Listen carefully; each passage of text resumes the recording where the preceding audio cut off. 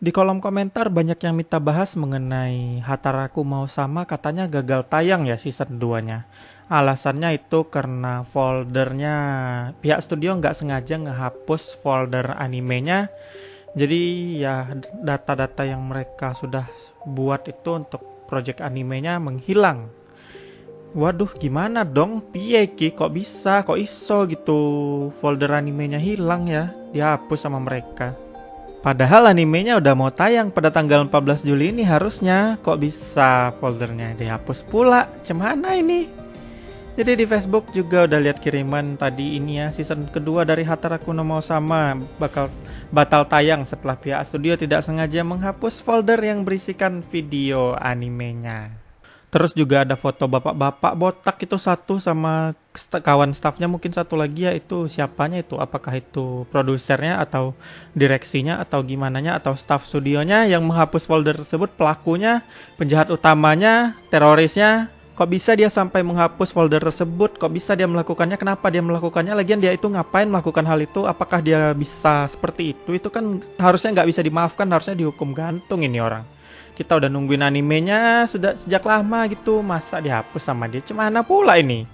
Lagian ini para staffnya juga aneh, harusnya mereka jangan disimpan di folder offline gitu. Harusnya mereka simpan tuh data animenya di-upload gitu ke Zvisor ya kan. Jadi tiap butuh bisa tinggal download gitu. Nanti dipasang link semawur ya kan, biar mereka bisa dapat duit juga dari sana. Harusnya seperti itu ya kan. Ini malah seenaknya ngehapus datanya. Alhasil kita para penonton fansnya itu jadi korban karena hal ini. Aduh, kacau. Bangsat.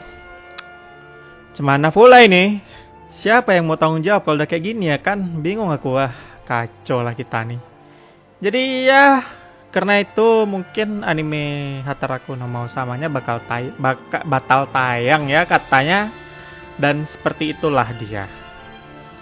Kita nggak bisa melakukan hal apa-apa mengenai hal ini, jadi ya kita dengan sabar, pasrah, menerima saja, berharap mereka bisa ngebuka folder recycle bin di folder mereka itu di Windowsnya, nanti bisa mereka recover atau mereka pakai tools yang lain, dan kedepannya mereka harusnya menyimpan file anime tersebut di dalam online gitu, di website ya kan.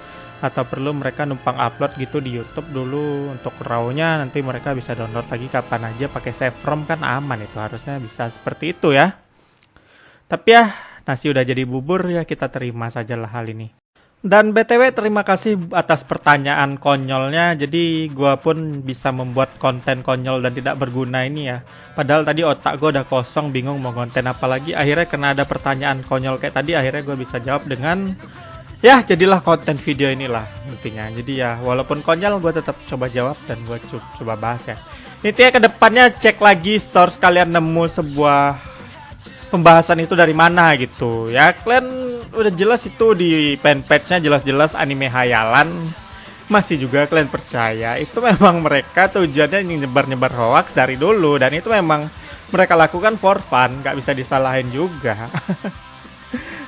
Yang kesalah itu justru orang-orang yang percaya gitu aja, dan bahkan sampai nanyain gue mengenai kepastiannya gitu. Ya bahkan hal seperti itu pun gak bisa kalian nilai gitu bener atau salahnya, kan kebangetan lah. Ya tapi gak apa juga sih, akhirnya gue bisa bikin konten kayak ini juga akhirnya ya kan. Jadi bagi gue itu tetap sebuah kemenangan ya kan, sebuah win-win lah. Tapi ya tetap aja gue perlu merasa mengingatkan kepada kalian ya kan, sebelum sembarang nanya gitu, sebaiknya dicek dulu lah kalian dapat info tuh dari mana. menghadeh.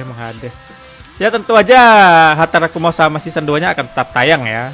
Dan mengenai mereka ngehapus folder ya kalian pikir bikin anime itu sesimpel itu apa?